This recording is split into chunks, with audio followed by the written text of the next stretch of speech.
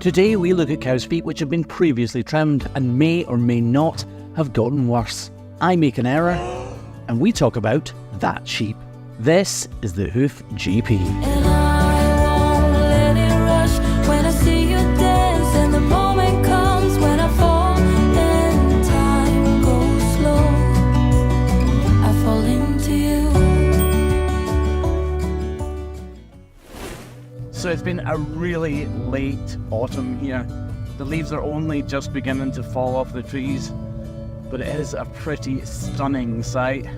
I love all the oranges and yellows and reds of the leaves as they actually begin to turn and fall. We're on our way to a farm that's about 10 miles from our house this morning. We started going there about a year ago and have continued to go every 4 weeks. So they still do have a few problems, but things are getting better and better all the time. They always hoof trimmed, it's just now we've taken over the reins. Although I've lived in this part of the world for years and years now, it never gets old driving through the Scottish countryside. It is simply All of stunning. the things that I wish I could tell you, every time when you're passing me by, I fall in love. I forgot about the fuel. I told you about the fuel the other day. 100% forgot. We were like on fumes, literally running on fumes, and we're still running on fumes. Actually, it coughed. There are two thought schools on this, isn't there? Some people have got 0 miles left and they're like, it's fine, we've got loads of space to go. Some people have got 200 miles left in the tank and they're like, better fill up. I'm the first one, but this is really taking the biscuit. This is 100% your fault. This is not 100% your fault. I'm gonna have to beg, steal and borrow from the farmer to see if he'll give us some fuel.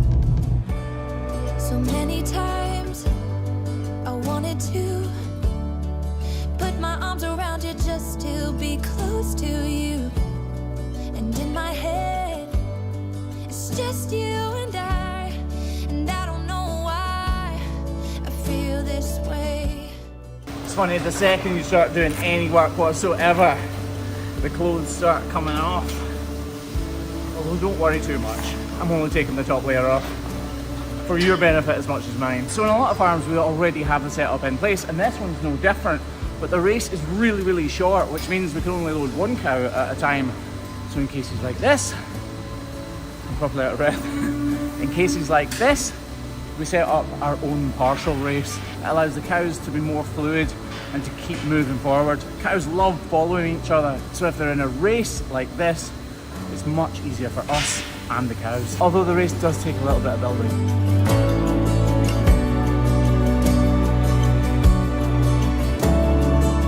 Even although it does take a bit of setting up, it truly is worth it.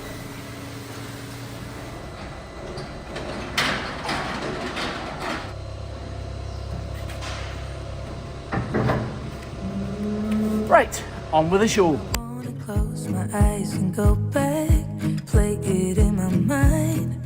A movie of us two, yeah, we were happy at the time. Can't remember what it felt like. We used to be so strong. That picture perfect sky now, it looks so gray and cold. We've been laying here since 4 a.m. and you haven't said a word to me. This is exactly how we work, day in, day out, cow in, cow out. It's taken me years to get to this stage of my business, where everything works as smoothly as it does. The cows we're trimming today are pretty much problem-free, which makes trimming them an absolute dream. But regardless of how good the cows' feet are, it's always head down and get on with the job, so that these cows can get back to their beds as soon as they possibly can. Now that is what you call getting through some cows, and if we'd sped that footage up, it would have looked even faster. No wonder we get tired after a long day at work. Anyway, we are getting through these cows really quickly. We don't have many problems to deal with, and the next cow is no different to the rest of the bunch that we've already trimmed. I don't think she's got anything really wrong with her, but I thought it would be good to show you an example of the cows we're trimming today.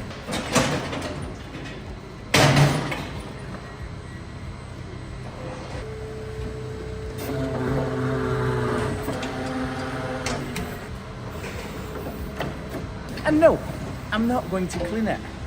I wish they were all clean as well, I truly do, but I'm not going to waste the cow's time, my time, the farmer's time, and risk being electrocuted just for some better footage on YouTube. But that sounds like I don't care. I do care. I really care that we get good footage, but I care much more about the length of time the cow is in the crush. Those in the know, the ones in the business, the professional hoof trimmers, refer to this kind of trim as a maintenance trim. All we're doing is manufacturing wear and making sure that both of the cow's claws are balanced towards each other. In other words, that they're sharing the amount of weight that they're having to bear. Having said that though, there is definitely something worth talking when it comes to this cow's feet. Why are they all different colours? Right, a quick lesson in coloration. This is white hoofhorn and it is perfectly natural. This is bruised hoofhorn. That's not natural. It's hemorrhaging. She's actually bleeding inside her foot because there's too much weight on her foot. That is bruising. This, however, is not bruising. Notice how it's kind of blacky, purpley kind of colour? It's just pigmentation, just like the rest of her body. Cows have pigmentation on their feet. The black hoofhorn and the white hoofhorn have no difference whatsoever apart from the colour. The aim of these knife strokes here, believe it or not, is not to remove the bruising, it's to remove what is causing the bruising. By balancing these claws and modelling this area out, this bruising will not materialise into anything significant. These are called fissures, not like fishermen. Fissures, little cuts, little slots in the back of the heels where debris and manure build up and cause digital dermatitis. So it's really important to get rid of all of these little flaps of extra hoofhorn. Now I was hoping that this trim alone would get rid of this bruising, but I really don't think it will. You see, if we look from the side here, you'll see that even though I've trimmed a substantial amount from this outer claw, both claws are still the same height, so the weight will still be on that outer claw. Meaning, hopefully you said it before I said it, she needs the block. Although I want that inner claw to be higher than the outer one, I still need to grind it down slightly to make sure the area is completely flat.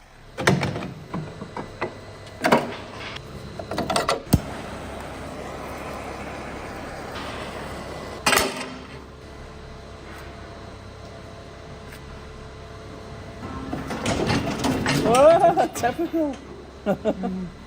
Murphy's Law. What can go wrong will go wrong. Obviously she's going to start kicking as I try to carefully place the block, isn't she? Yes, it's not dramatic, but it is crucial. It's dramatic for her.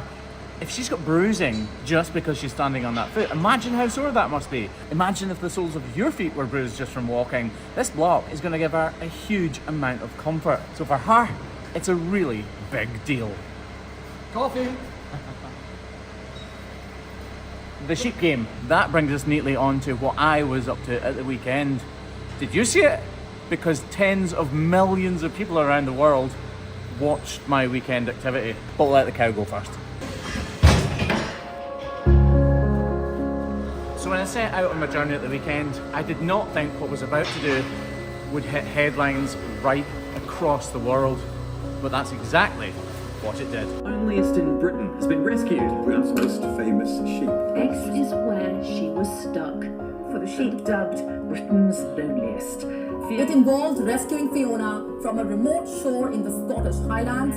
Fiona was once known as the world's loneliest sheep, but not anymore. Incredible. Who knew that story would capture the heart of tens of millions of people right around the world? Certainly not me. This farmer had a sheep stuck at the bottom of 700 or 800 foot high cliffs. He tried the Coast Guard, he tried the SSPCA, he tried the animal rescue guys, he tried himself obviously. And then one day I got this message. It's from Cammy Wilson from the Sheep Game. Basically Cammy thought to himself, who do I know that would be up for the challenge of getting this sheep back up the cliff? And that's where I fall in. He asked me if I had a boat, and at first that seemed like the logical idea, but really, in the finish up, we decided to take one of my buggies. My brother, James Parker Sculpture, Al's cousin's a guy called Ali Williamson. We didn't really know what we were going to find, but we were pretty certain we'd get the job done. En route, we formulated a plan, bought hundreds of meters of rope, and just went at it basically. The sheep was incredibly well behaved. We thought it would be an immense task in itself, just catching her. Get down the cliffs itself was no mean feat. Managed to corner her in this cave, bundled her into basically a big hammock, and started the long and hard slog back to the top of the cliff. We used the winch on the buggy, we reversed the buggy, we pulled, we pushed, we heaved, we did everything we could to get her up the hill, and eventually we did. She even had a bite of grass on the way up. We decided she would go to a place called Dulscone Farm Fun, and that's because we know the people at Dulscone Farm. She's integrated really well already. She's even had a clip, so she's looking far better than she did, and she's going to live out the rest of her days there. Anyway, that was dramatic, wasn't it? One last thing. Thanks for inviting me to come help with the sheep, by the way. Right, be honest. If I'd said, are you coming to rescue a sheep at the bottom of some 700 feet high cliffs in the very North Highlands of Scotland, what would you have said? Probably no. So why would I ask you in the first place? It's nice to be asked. It is nice to be asked. Anyway, moving on.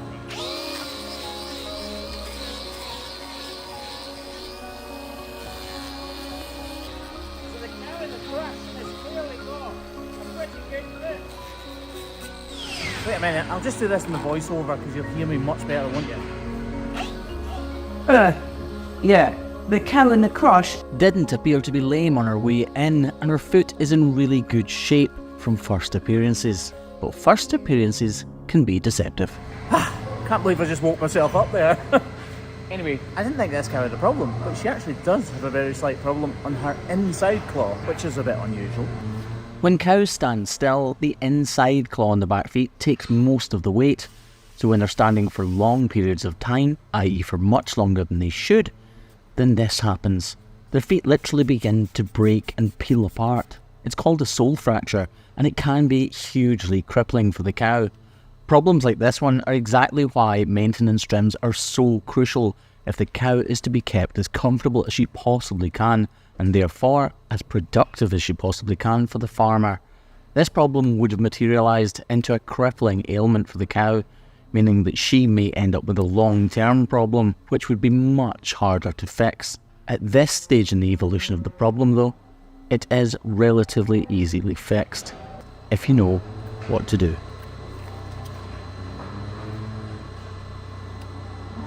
So this is a sole fracture, and if you look how much I've taken away from here, that is a bit of an issue. When cows stand still, they tend to stand on their medial claws, and they actually start to break apart if they stand for too long, which is exactly what is happening here. So we need to get all of the weight off that just for a short amount of time, and it will heal up completely naturally and not get any worse. So because it's only a temporary problem, we're using a rubber block because it'll only last for about 10 days or so, and then the problem will be no more. And that's her, done, easy peasy, lemon squeezy. But the cow behind us, as I said in my kind of strange voiceover, has got a block on, and I've no idea what is wrong with her yet.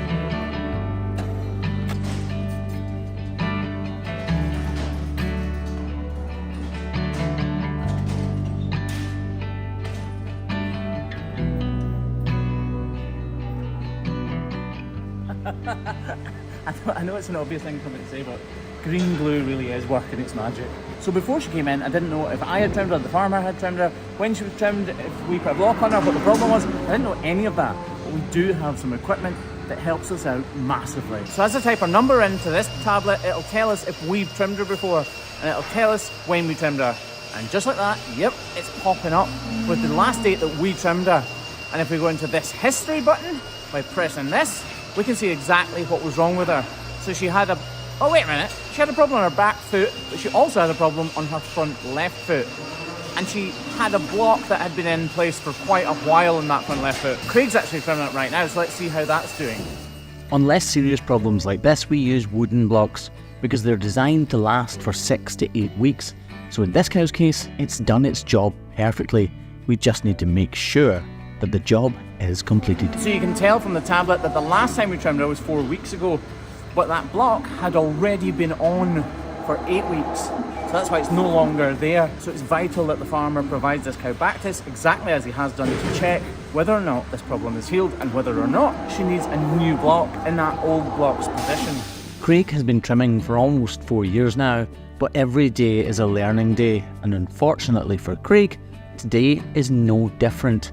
How do you feel like he's done with this trim? So I would say it's pretty much healed, but it is pretty vulnerable where it is. So we're going to put another block on just to make sure that this doesn't revert back to the problem it once was. Right, well Craig does that, we'll work on this back right foot. So yes, I know earlier on I said I wasn't going to wash it just for the benefit of the camera, and this isn't for the benefit of you guys. I'm washing it off because it might be fixed. I might not have to touch it in any way whatsoever, and I want to be absolutely certain I do need to cut anything off before I do it. Sometimes when you wash them off and just give them a little wipe, it's incredible. The foot actually looks like it's been trimmed, when in reality it has. We just forgot to press record on the camera. But you can see we've done a very good job. Oh well, better luck next time. At least the trim was good. Done. Let's see how Craig's foot ended up. I actually think there's a little bit more that can come away from that. Craig is fantastically conscientious, and he's always very wary not to go too far, so I'd be completely happy if he'd left the trim as it was. For me, however, I think there's just that little bit more hoof horn that could be removed to ensure that it doesn't get bunged up with slurry, dirt and debris and cause an even greater problem. These small but significant additions to a trim can be the difference between a cow being completely healed and having to be trimmed again in a few months. Beautiful. And with this last cow's trim complete, that's us done for another day. It's time to wash everything up as well as we possibly can, pack on up and head on home. There's just that small matter of having no fuel. We wouldn't have to be nicking this guy's diesel if you'd bloody remembered. It's your fault. This is 100% your fault. I said to you the other night. I said to you the other